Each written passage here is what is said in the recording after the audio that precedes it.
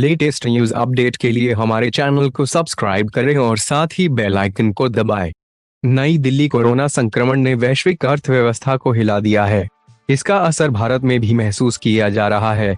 महामारी और तालाबंदी के कारण देश का सकल घरेलू उत्पाद 2020 में 3.1% कम हो सकता है। वैश्विक रेटिंग एजेंसी मूडीज ने सोमवार को यह घोषणा की। एजेंसी के अनुसार देश की जीडीपी 2021 में 6.9% बढ़ने की उम्मीद है। वैश्विक अर्थव्यवस्था जुलाई के बाद बढ़ने की उम्मीद है। एजेंसी ने यह भी कहा कि इस वर्ष की दूसरी तिमाही द्वितीय विश्व युद्ध के बाद से वैश्विक अर्थव्यवस्था के लिए सबसे खराब तिमाही होगी। मूडीज ने ग्लोबल मैक्रो आउटलुक की एक रिपोर्ट में कहा है कि दूसरी तिमाही में वैश्विक गतिविधि पर तालाबंदी का प्रभाव पहले के विचार से भी बदतर हो सकता है। हालांकि इस वर्ष की दूसरी छमाही की शुरुआत के साथ वैश्विक अर्थव्यवस्था धीरे धीरे ठीक हो जाएगी।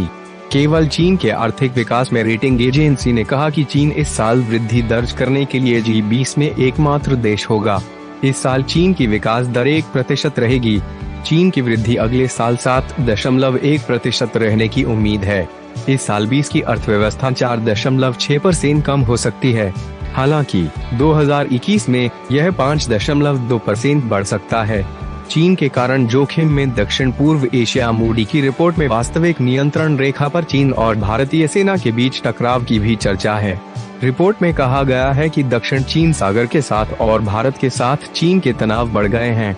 परिणाम स्वरूप संपूर्ण क्षेत्र खतरे में है। कोरोना वायरस से अमीर देशों का कर्ज बढ़ेगा। रेटिंग एजेंसी ने कहा कि कोरोना वायरस के कारण दुनिया के सबसे अमीर देशों का कर्ज इस साल लगभग 20% बढ़ जाएगा।